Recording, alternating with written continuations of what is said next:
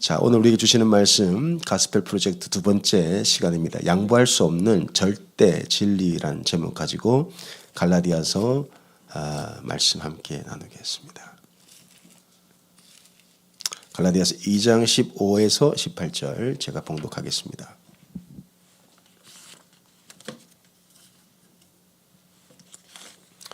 양보할 수 없는 절대 진리. 갈라디아서 2장 15에서 18절입니다. 양보할 수 없는 절대 진리. 우리는 본래 유대인이요 이방 죄인이 아니로되 사람이 의롭게 되는 것은 율법의 행위로 말미암음이 아니요 오직 예수 그리스도를 믿음으로 말미암는 줄 알므로 우리도 그리스도 예수를 믿나니 이는 우리가 율법의 행위로서가 아니고 그리스도를 믿음으로써 의롭다 함을 얻으려 함이라. 율법의 행위로서는 의롭다 함을 얻을 육체가 없느니라. 만일 우리가 그리스도 안에서 의롭게 되려 하다가 죄인으로 드러나면 그리스도께서 죄를 짓게 하는 자냐? 그럴 수 없느니라. 만일 내가 헐었던 것을 다시 세우면 내가 나를 범법한 자로 만드는 것이라. 아멘. 여러분 아아 좋아하십니까? 아아가 뭐냐면 아이스 아메리카노. 거기다가 그 바나나 우유를 섞으면 뭐가 될까요? 바닐라 라떼가 된다 그래요. 그래서 한번 궁금하시면은 H마트 가셔서 아이스 아메리카노에 옛날에 목욕탕 가면 주는 그 있잖아요.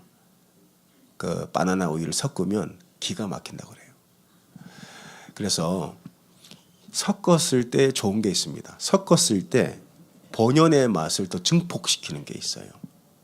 아마 말씀 들으시는 분들 중에 소맥 생각하시는 분 없죠? 생각하시면 안 돼요. 근데 오히려 섞으면 더 이상해지는 게 있어요. 그 콜라하고 사이다하고 섞으면 무슨 맛이 날까? 우리 아들이 섞더라고요. 그래서 콜라와 사이다가 섞으니까 이상한 맛이 납니다. 절대 환타 맛이 나지 않아요. 섞으면 이상해지는 맛도 있다. 교회도 우리 신앙도 그렇습니다. 섞어야 될 게 있어요. 우리의 생각들, 우리의 문화, 우리의 언어, 우리의 어떤 다양한 성격, 교회는 이런 것들이 섞여서 하나가 되는 곳이 교회입니다. 그래서 예루살렘 교회는 유대인들로만 구성되어 있었지만 유대인과 이방인들이 섞여서 세워진 교회가 안디옥 교회죠. 이들이 서로 섞이다 보니까 부흥이 일어났어요. 그리고 바울과 바나바는 최초의 선교사로 파송을 받게 돼서 안디옥 교회를 통해 소아시아 전역의 교회가 세워졌어요. 이처럼 우리는 다 다릅니다. 생각도 다르고 성격도 다르고 자라온 환경도 다르고 현재 처한 상황도 다 다르죠.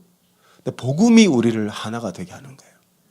복음으로 우리가 온전히 하나가 될 때 하나님 그때부터 부흥을 일으키시는 거예요. 그래서 내 생각이 옳다 이게 아니고 옳을 수 있지만 다른 사람의 생각도 옳고 다른 사람도 그런 배경이 있고 이런 것들을 이해하고 우리가 수용할 때 우리 하나님께서 우리 교회를 크게 쓰실 거예요. 한편으로는 절대 섞으면 안 되는 게 있어요. 바로 복음에 그 어떤 것도 섞으면 안 됩니다. 바울이 전한 복음이 뭐예요? 믿음으로 의로워진다. 굉장히 단순한 이 말씀이죠. 근데 이 갈라디아서를 기록한 배경을 보면 자꾸 여기에 사람들이 뭘 섞으려고 하는 거예요. 믿음으로만 의로워진다고 했는데 믿음으로 의로워지는 게 안 믿어져요. 그러니까 착하게 살아야 된다. 율법을 지켜야 된다. 그래야 의로워진다라는 율법주의자들이 갈라디아 교회에 들어온 거예요. 그래서 지난 주일 말씀을 떠올려 보시면은 안디옥 교회에서 바울과 바나바가 선교사로 파송을 받죠. 구브로 섬을 지나서 배를 타고 북쪽으로 오늘날 터키 거기 이제 갈라디아 지역에 교회를 개척했어요. 바울은 목이 터져라 정말 풍랑을 뚫고 고난을 겪고 못 먹어 가면서 믿음으로 이루어진다 이 복음을 전했는데 시간이 흐르고 나서 그 지역에 이제 유대주의자들이죠. 율법주의자들, 복음을 대충 하는 사람들 이들이 들어와서 거기에 뭘 섞어요. 모세의 율법을 지켜야 된다. 몸에 할례를 받아야 구원받는다. 그래서 바울이 그 잘못된 가르침을 고치기 위해서 갈라디아서를 기록했습니다. 그래서 바울은 인간의 행위로 의로워질 수는 없다는 것을 알리기 위해서 베드로 이야기를 언급하죠. 베드로가 누구입니까? 예수님의 수제자 아닙니까? 근데 그 베드로도 행위로서는 죄인이다는 것을 이야기하고 있습니다. 그것이 14절 지난 주일날 말씀이죠. 14절 말씀 한번 읽어볼까요? 그러므로 나는 그들이 복음의 진리를 따라 바르게 행하지 아니함을 보고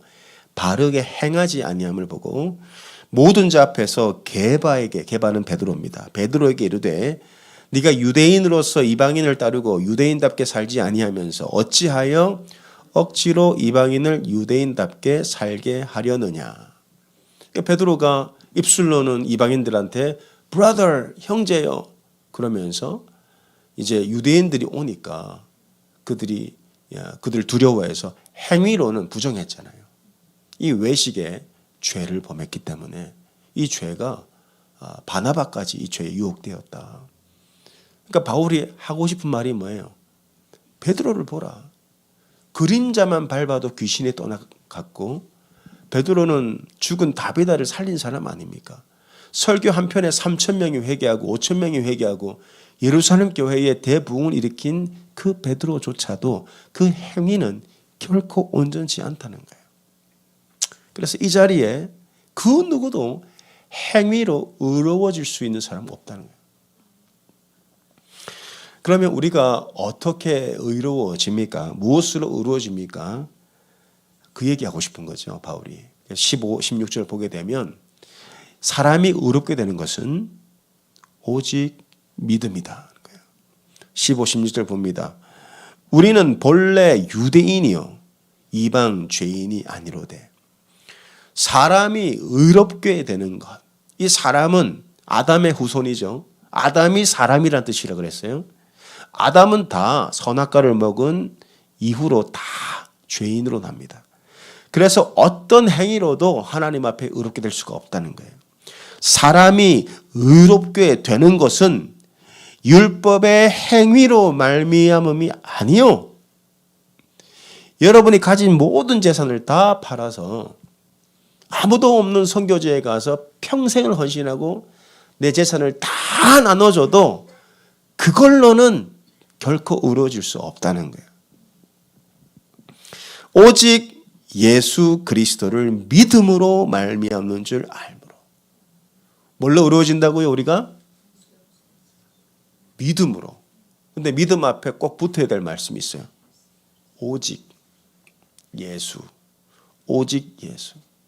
오직 예수를 믿음으로 우리는 의로워진다는 거예요. 예수를 믿나니 이는 우리가 율법의 행위로서가 아니고 그리스도를 믿음으로써 의롭다 함을 얻으려 함이라. 율법의 행위로서는 의롭다 함을 얻을 육체가 있다 없다? 한 사람도 없어요. 저를 비롯하여. 참 마더 테레사 훌륭한 분이죠. 가톨릭에서는 성녀까지도 부르는데 좋은 일 많이 하셨잖아요. 자기 삶을 아프리카 그 가난한 사람들 먹이고 치료하고 그러한들 그 행위로는 절대 의로워질 수 없다는 거예요. 왜냐? 우리는 날 때부터 죄인이기 때문에. 오직 믿음으로 의로워집니다. 그러면 의가 뭡니까? 의. 뭘 의로 그러죠? 의라는 것은 우리가 로마서를 강의할 때 말씀드렸는데 의는 영어로 뭐죠? righteousness예요. right이 무슨 뜻입니까? 올바름이죠. 올바름. 하나님 앞에 올바른 존재. 그래서 하나님 보시기에 흠이 없는 존재를 말해요. 하나님 보시기에 완전한 존재. 그게 의입니다. 그래서 이 의라는 것은 우리가 믿음으로만 얻을 수 있다는 거예요. 외부에서 주어져요. 우리 안에는 의가 없어요. 외부에서 주어지지 않으면 그 누구도 의로워질 수 없어요. 여러분이 믿음으로 의로워졌다는 것은 믿기만 하면 하나님이 지금 여러분을 어떤 존재로 보신다고요? 의롭게 보신다고. 그 말은 뭡니까? 하나님이 눈 씻고 찾으려고 해도 여러분에게 결점을 찾을 수가 없다는 거예요. 아무리 하나님이 샅샅이 뒤져도 여러분한테서 그 어떤 죄도 찾을 수 없다. 이게 의예요. 의. 그래서 의라는 것은 두 가지 개념이 있는데 첫 번째로 법적인 개념입니다. 의. 그래서 오늘 예배 끝나고 소그룹 성경 공부하실 때 다 배우실 거예요. 목자님들한테. 그래서 의라는 것은 이제 법적인 개념인데 이 법이 뭐냐? 율법이죠. 죄를 지으면 뭘 짓는 거예요? 율법을 우리가 어기는 거잖아요. 그래서 하나님은 의인에겐 구원자이지만 죄인에게 심판자로 나타나십니다. 그래서 율법을 어기면 그 죄예요. 법적으로. 근데 우리는 율법을 지킬 능력이 있습니까? 없습니까? 우리에게 없잖아요. 근데 우리가 법적으로 의롭다고 했다는 거예요. 믿어지십니까 이게? 법적으로 내가 의롭다. 저는 어려서부터 꿈이 있었는데 내 차를 갖는 게 꿈이었어요. 왜냐하면 저희 집은 너무 가난했어요. 남들은 다 차가 있는데 우리 집은 차가 없었어요. 내가 어린 되면 꼭 차를 사야지. 그래서 미국 와서 처음 차를 사서 운전을 했습니다. 얼마나 행복한지. 그래서 저는 차를 굉장히 조심해서 다뤄요. 깨끗하게 잘 그 차를 유지하고요. 근데 저는 과속도 안 하고 운전도 굉장히 조심해서 하는데 선교갈 때 웬만하면 저한테 운전 안 맡기시더라고요. 답답해서. 근데 제가 지금까지 스피드 티켓 한 번도 안 뗐어요. 그 사고도 없어요. 집에 있는데 어느 날 빨간색 그 메일이 하나 날라왔어요. 보니까 벌금인 거 벌금. 이 벌금을 뗀 거예요 제가. 나는 이 교통 법규를 어긴 적이 없는데 보니까 웹사이트에 들어가 보라고 나오더라고요. 오래전 일입니다. 들어가 보니까 제가 이 사인을 못 보고 지나간 거예요. 이 사인 No right turn on red. 빨간 불 때 원래 우회전 되죠. 근데 이거 있으면요 우회전 하면 안 돼요. 근데 저는 몰랐어요. 그래서 그냥 빨간 불인데 차가 안 오길래 우회전했는데 그게 카메라에 딱 찍힌 거예요. 그리고 자그마치 75불 페널티가 온 거예요. 제가 그때 신혼이었기 때문에 그 개척교회를 하고 있었고 75불은 굉장히 컸습니다. 이걸 어떻게 해야 돼요? 제가 법을 어긴 거 아니에요. 알든 모르든. 그래서 이 법을 어겼기 때문에 이걸 해결하지 않으면 미국에서 살기 힘들겠죠. 가는 곳마다 뭐 관공서라든지 아니면 드라이버 라이센스 갱신할 때 다 드러나요. 이걸 해결해야 되는 거예요. 이처럼 우리가 하나님 나라의 백성으로 생명책에 기록되고 하나님 나라에 영원히 살기 위해서는 죄가 있으면 안 돼요. 법적으로. 근데 우리는 이 율법을 지킬 능력이 없어요. 그래서 우리는 법적으로 죄인으로 드러나는 거예요. 그러면 하나님 나라에 들어갈 수가 없어요. 죄가 있기 때문에. 근데 우리가 할 수 없는 일을 누가 하셨어요? 예수님이 십자가에서 이루셨다고 말해요. 이게 바로 로마서 10장 4절에 다 같이 한번 읽어볼까요? 시작. 그리스도는 모든 믿는 자에게 의를 이루기 위하여 율법의 마침이 되시니라. 아멘. 예수님이 율법을 종료시키셨어요. 그분이 완성하셨기 때문에. 그 율법의 완성이 의를 이루기 위해서래요. 누구의 의입니까? 믿는 자의 의. 그래서 그리스도는 모든 믿는 자의 의를 완성하시기 위해 율법의 마침이 되셨어요.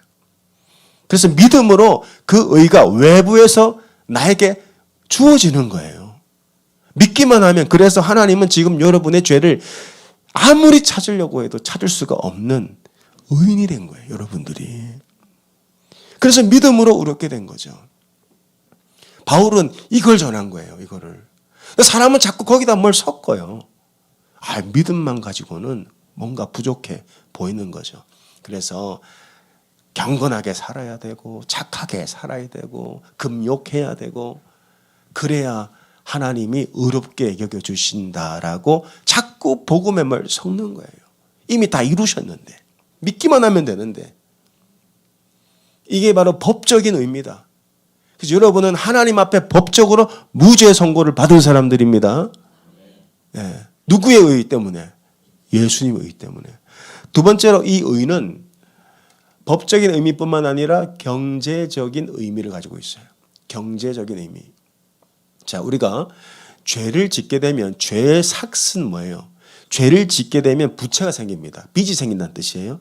근데 죄의 삭은 뭐예요? 사망. 그래서 우리가 죄를 짓게 되면 그 죄값을 치러야 되는 거예요. 근데 그 죄값은 사망이에요, 사망. 그래서 구약에서는요, 예수님 오기 전에는 제사장이 제물을 잡아서 대신 죽였어요. 제물에 손을 얹고 죄인을 대속해서 죽여버렸단 말이에요. 그 원래 죄값은 누가 치러야 돼요? 죄인이 치러야 되는 거예요. 근데 예수님이 우리를 대신해서 우리의 죄값을 십자가에서 치러버리신 거예요. 그분의 생명을 내어주신 거예요. 그래서 우리는 갚을 빚이 없는 거예요. 제가 그때 페널티를 딱 받았는데 옆에서 엄청 혼났습니다. 그거 잘 보고 우회전을 하지 하면서 그 혼나면서 냈어요. 내서 이제 그 삭제됐어요. 이제 기록이 없어요. 여러분 우리가 죄 짓잖아요. 알게 모르게. 근데 기록되지 않아요. 삭제됐다고. 왜? 예수님이 삭제시키신 거예요. 그분의 생명을 핏값으로 내어주셨기 때문에 우리가 지금까지 지어온 모든 죄의 기록들이 다 사라지는 거예요. 이게 믿음의 능력이에요. 여러분은 지금 이 믿음을 가지고 있어요. 우리는 믿음으로 법적으로 의롭게 됐고, 믿음으로 모든 죄값을 치러버린 거예요. 그래서 우리가 할 게 없어요. 뭐만 하면 돼요? 잘 믿기만 하면 돼요. 믿음 안에 다 있어요. 근데 사람들은 이걸 못 믿어요. 이걸 못 믿기 때문에 자기가 의로운 줄 알아요. 사람은요, 날 때부터 죄인입니다. 근데 그걸 모를 뿐이에요. 왜 모를까요? 진리를 보지 않기 때문에. 여러분, 제가 라이턴 할 때 모르고 했어요. 알았으면 안 했죠. 야, 내가 저거 라이턴 해서 카메라가 나를 찍고 있다? 이걸 모르고 했다니까요. 세상 사람들도 마찬가지예요. 이 경고를, 하나님의 말씀을 모르니까 자기가 죄인인 줄 몰라. 그 자기가 제일 의로운 줄 알아요. 근데 성경은 우리에게 말합니다. 우리가 알든 모르든 우리는 다 날 때부터 죄를 가지고 태어나요. 근데 이 죄가 해결되지 않고 여전히 우리 삶 가운데 남아있게 되면 어떻게 될까요? 여러분, 죄는 우리에게 크게 많은 경우들이 있지만 크게 세 가지 저주를 주는 게 죄입니다. 죄가 주는 저주를 한번 살펴보겠습니다. 창세기 3장 17절을 보게 되면 아담에게 이르시되, 아담이 누구죠? 최초로 죄를 지은 사람이죠. 아담에게 이르시되 네가 네 아내의 말을 듣고 내가 내게 먹지 말라 한 나무의 열매를 먹었은즉 땅은 너로 말미암아 저주를 받고 너는 네 평생에 수고하여야 그 소산을 먹으리라. 그래서 아담의 후손은 다 이 죄의 저주 아래에 있어요. 그 첫 번째 저주는 뭡니까? 에덴에서 쫓겨난 저주죠. 하나님과 단절되는 저주예요. 그래서 모든 인간은 다 외로워요. 공허하고. 왜냐하면 하나님의 형상대로 사람을 지으셨는데 하나님을 떠났어요. 그러니까 공허한 거예요. 그 공허함을 막 채우려고 돈으로도 채우고 쾌락으로도 채우고 외모로도 채우고 쇼핑으로 채우고 술로 채우고 안 채워져요. 왜 채우려고 하죠? 하나님과 단절됐기 때문에. 그래서 그 사람은 뭘 해도 공허하고 어딜 가도 외로워요. 하나님과 단절됐기 때문에. 근데 믿음으로 의롭게 된 사람은 이 저주가 풀리는 거예요. 이 저주가 풀려서 우리는 하나님과 어떤 관계가 회복되냐? 하나님을 아빠, 아버지라 부르게 된 겁니다. 로마서 8장 15절 너희는 다시 무서워하는 종의 영을 받지 아니하고 양자의 영을 받았으므로 하나님을 뭐라 부르죠? 아빠라고 부를 수 있는 거예요. 이게 복음이 우리에게 주는 축복입니다. 믿음으로 의롭게 되었다는 것은 죄에 대한 모든 하나님과의 단절이 이제 하나님과의 관계로 회복되는 걸 말하는 거예요. 여러분에겐 아빠, 아버지가 계세요. 이게 영적인 축복입니다. 두 번째로 죄가 인간에게 주는 저주는 환경적인 저주예요. 환경적인 저주. 자, 아담이 하나님과 단절되었기 때문에 땅도 저주를 받죠.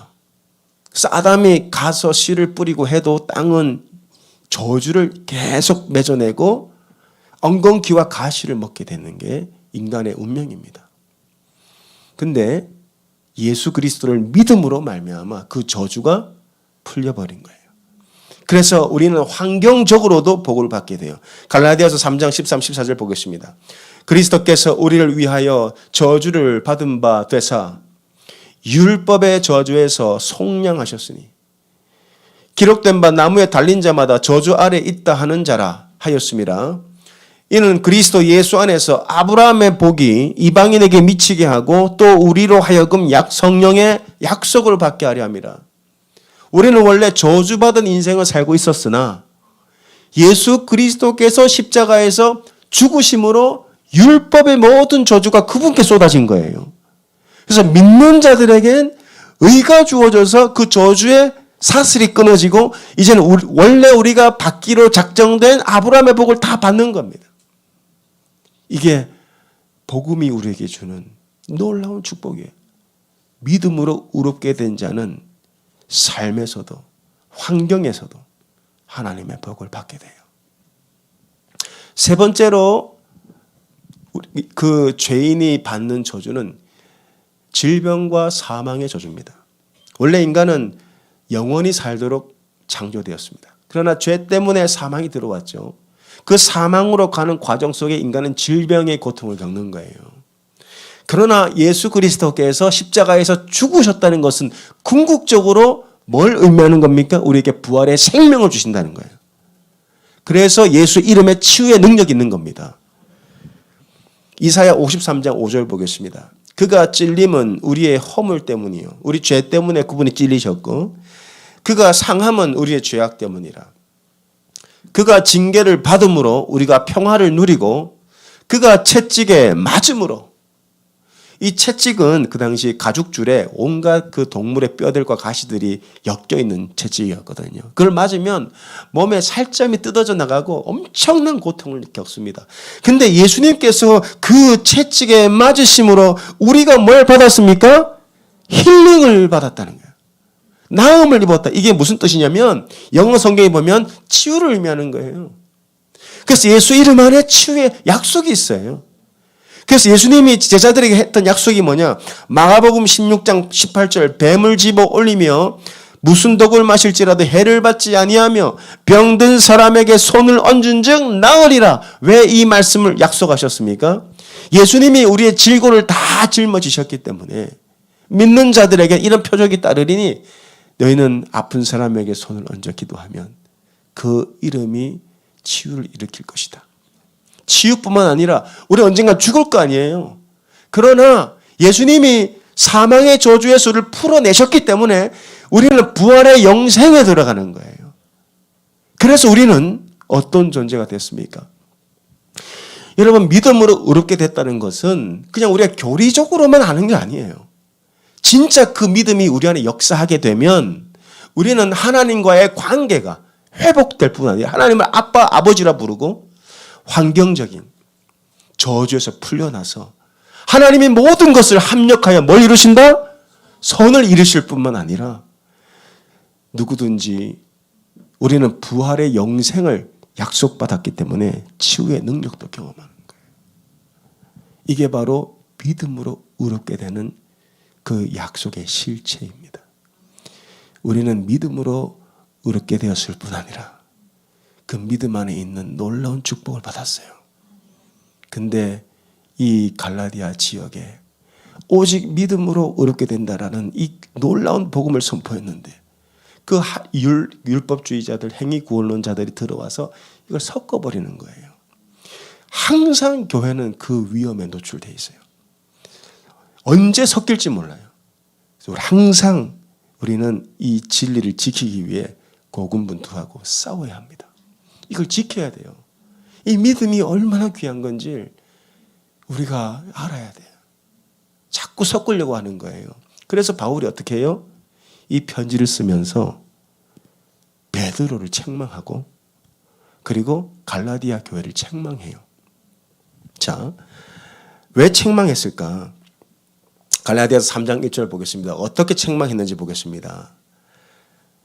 여러분, 바울이 부드러운 말로 아주 온유한 그 마음으로 이 편지를 썼을까요? 아니에요. 원어를 보면요, 바울이 굉장히 화가 나 있어요. 그러면서 입에 담기 참 어려운 이런 말을 합니다. 갈라디아 3장 1절에 어리석도다 갈라디아 사람들아.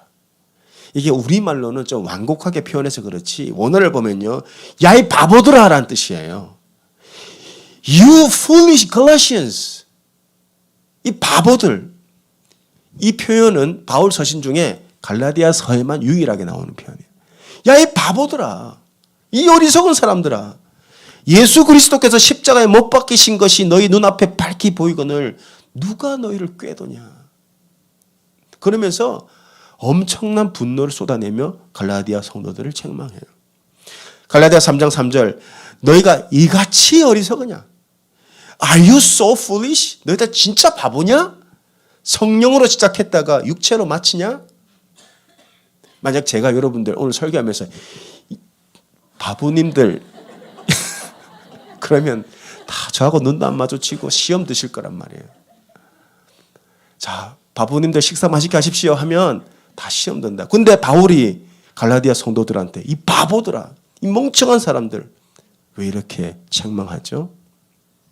왜냐하면 그들을 사랑했기 때문이에요. 여러분, 사랑하지 않는 사람은 책망할 권리가 없어요. 그리고 사랑이 없는 책망은 사람을 변화시키지 못합니다. 바울이 그만큼 사랑했기 때문에 이렇게 책망한 거예요. 사랑이 없는 책망은 듣는 사람이 상처를 받아요. 근데 사랑이 담긴 책망은 우리를 깨어나게 만들어요. 그래서 여러분, 우리가 권면을 할 때 형제자매들 혹은 우리가 뭔가 할 얘기가 있을지라도 사랑이 없으면 여러분 삼키셔야 됩니다. 그리고 그 사람이 사랑으로 받아들일 때까지 여러분 기도하고 인내해야 돼요. 사랑이 없는 책망은요, 절대 사람을 변화시키지 못해요. 바울이 이렇게 갈라디아 성도들을 책망한 것은 바울이 그들을 사랑했고 그들도 바울의 사랑을 알았어요. 그래서 갈라디아 성도들이 회개하고 변화된 거라고요. 사랑하지 않으면 책망할 권리가 없습니다. 사랑할 때만 책망할 수 있어요. 그리고 그 사람이 알아요. 저는 아이들 키우면서 정말 하나님의 마음을 많이 공감하게 됐어요. 아이들이 얼마나 귀해요. 아들만 둘인데 사춘기를 지나고 있죠. 제가 웬만하면 애들한테 혼을 잘 안 냅니다. 공부 못해도 별로 혼 안 내요. 늦잠 자도 그냥 놔둬요. 그리고 친구들하고 놀다가 늦게 들어와도 야 잘했다, 얼마나 재미있었냐. 저는 늘 아이들 편이에요. 근데 제가 우리 아이들을 진짜 심하게 혼낸 적이 딱 2번이에요. 아마 듣는 아이들은 2번 아닌데 할 수도 있지만은 제 기억엔 2번인데 큰아이를 혼낼 때가 있었는데, 중학교 가면 숙제도 해야 되고 친구들 연락을 해야 되니까 핸드폰을 사줘야 되잖아요. 어쩔 수 없이. 근데 핸드폰을 사줬는데 우리 아이가 엄마를 닮아서 음악을 좋아해요. 그래서 이제 스포티파이인가? 그 구독을 해줬어요. 너 듣고 싶은 거 다 들어. 음악도 들어야지. 근데 한참을 듣다가 저한테 딱 걸리는 게 이 욕이 나오는 힙합을 듣고 있더라고요. 제가 꺼내서 보니까 노래들이 가사들이 너무 안 좋은 거예요. 영적으로. 여러분 제가 왜 우리 아이들을 혼낼까요? 자기에게 안 좋은 걸 하니까. 부모는 그런 면이에요. 그런 마음이에요. 자기에게 안 좋은 걸 하니까. 자기한테 좋은 거 해보세요. 야, 책을 읽어. 그러면 책을 박스로 사주죠. 운동한다 그러면은 짐 데려다 주죠. 몸에 좋은 거, 맛있는 거 먹으면 계속 사주죠. 이게 아버지의 마음이에요. 근데 자기한테 안 좋은 걸 하니까 제가 얼마나 화가 났는지. 나 이런 거 하라고 너 핸드폰 사준 줄 알았냐 하면서 망치를 가지고 깨는 신용만. 이런 거 계속 좀 진짜 막 깬다. 그 정도 안 하면요. 애들 정신 못 차립니다. 애들은 분별력이 없어요. 저는 목사니까 영의 세계를 아는 사람 아니에요. 이 언어가 얼마나 중요한지를 알기 때문에 절대 이런 거 듣지 마라. 근데 그 다음부터 안 들어요. 근데 이제 둘째가 이제 중학교에 들어갔어요.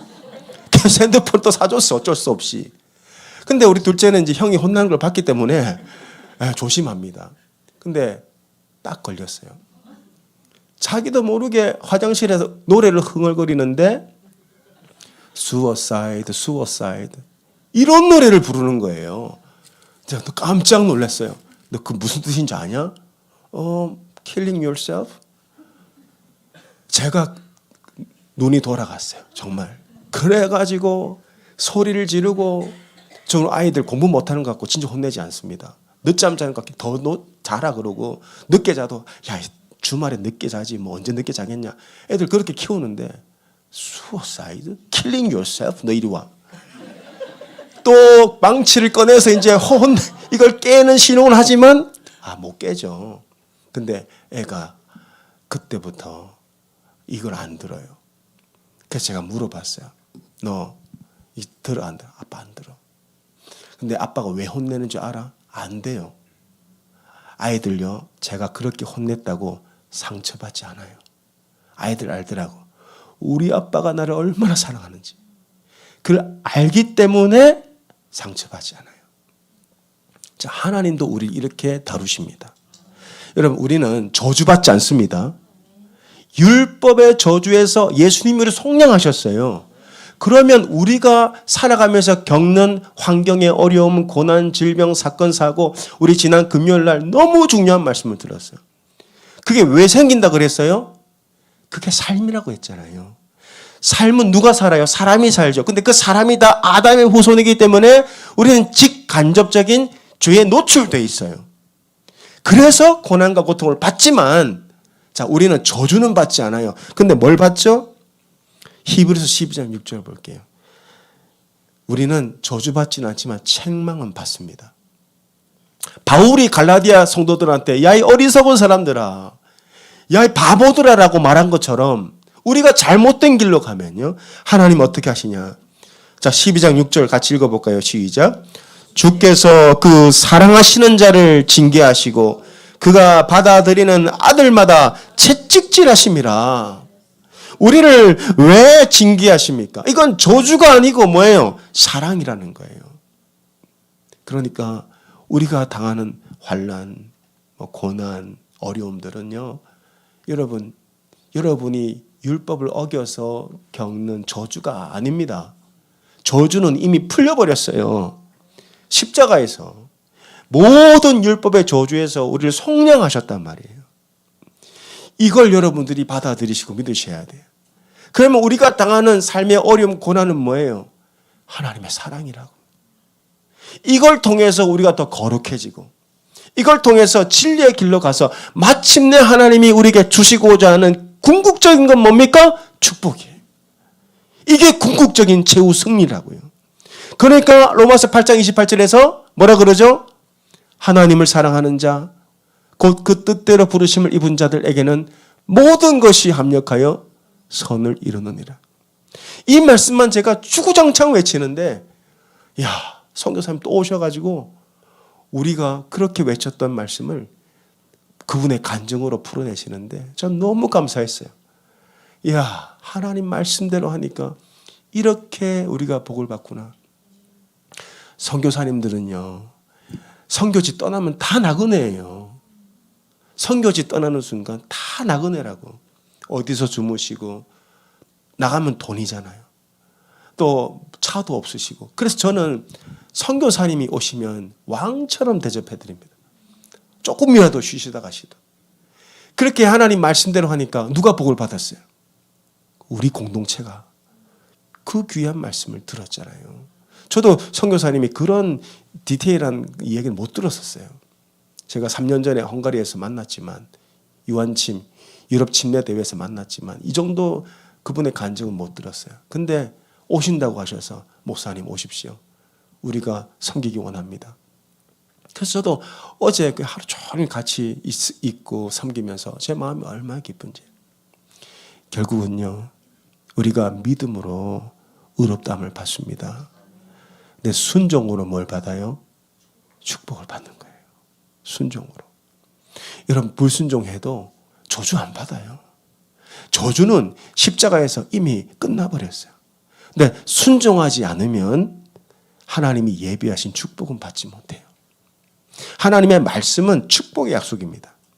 그래서 하나님 말씀대로 막 살아가다 보면 우리가 깜짝 놀랄 때가 있어요. 나는 말씀대로 살았는데 어쩜 이런 예비된 축복을 주실까? 이걸 경험하는 인생이 진짜 익사이팅해요. 그래서 저는 하나님 말씀대로 부족하지만 제가 의롭게 되려고 순종하는 거 아니에요. 믿음으로 이미 우리는 의롭게 됐어요. 그러나 이 말씀은 축복의 약속이기 때문에 이 말씀대로 순종하는 거예요. 순종하다 살다 보니까 어느 지점에 가서 그 말씀의 약속이 성취되는 걸 너무 많이 경험하는 거예요. 그래서 여러분들 그 축복을 경험하시라고요. 여러분, 믿음으로 우리는 의롭게 되었습니다. 그 누구도 우리는 행위로 구원받을 사람은 아무도 없어요.